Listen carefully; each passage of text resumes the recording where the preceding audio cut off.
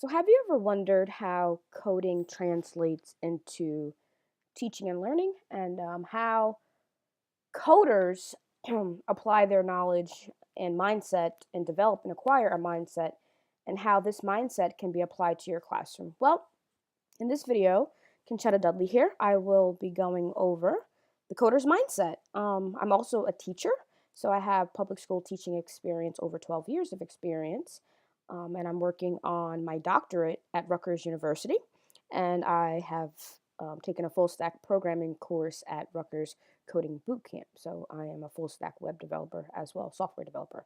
So how does this relate to us as teachers? So what if we were given this task? Your boss asks you to create a new button for a website.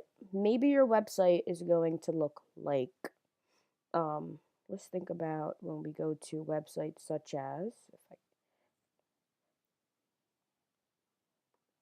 say if you go to a bank website and you see how there's a logo here, there's a button, um, and there's a menu button here. Okay, this is all code that allows this to be clickable.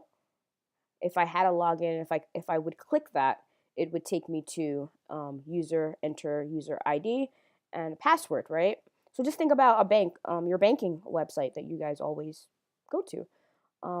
Now keep that in mind, and I want you to think back to the task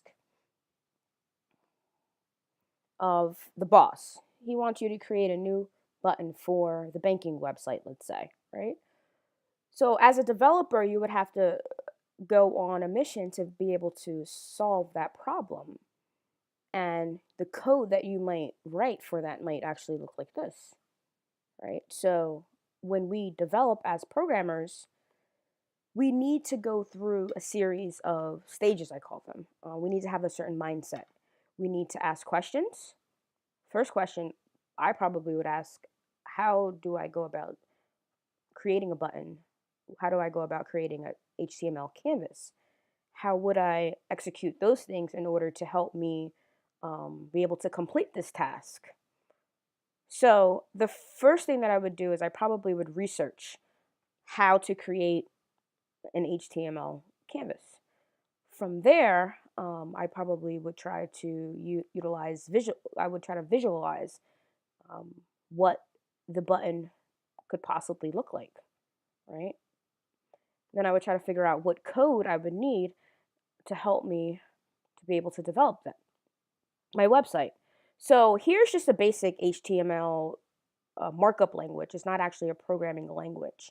JavaScript is an actual programming language where you see the use of const, which is just a substitute for variable. And in this case, the variable, we have assigned it classmates, and classmates is an array that has 3 items within the array, but it starts at 0, 1, 0, 1, 2. And then you're able to loop through the array to be able to access certain, not properties, but be able to access certain information that's tied to the data that's inside of the array. But if we go back and think about our code, if we open this up in the browser,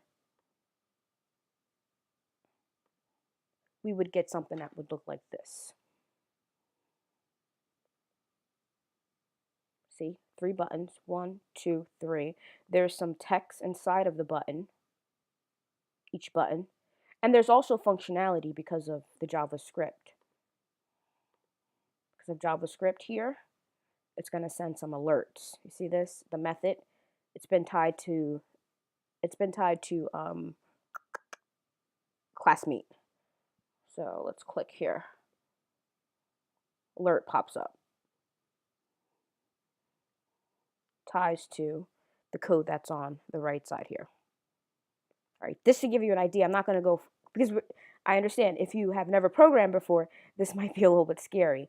But as teachers, we want to be able to enhance our instructional practice by thinking like coders. Let's figure out how coders think, and let's figure out why this mindset is necessary, or how it could help us enhance our instructional practice. So for one, from a teacher's perspective, we want our students to be problem solvers. We want them to be able to take a task such as this. I mean, your task could be specific to your content area. If it was a history task, if it was a science task, and you want your students to study viscosity, you could have them actually formulate the key question or assign them a key question and then move through the stages or phases of the coder's mindset. And I spoke briefly about those stages. I have more details to come with the stages, and you can find more information on a website that I'm working on called codersmindset.com.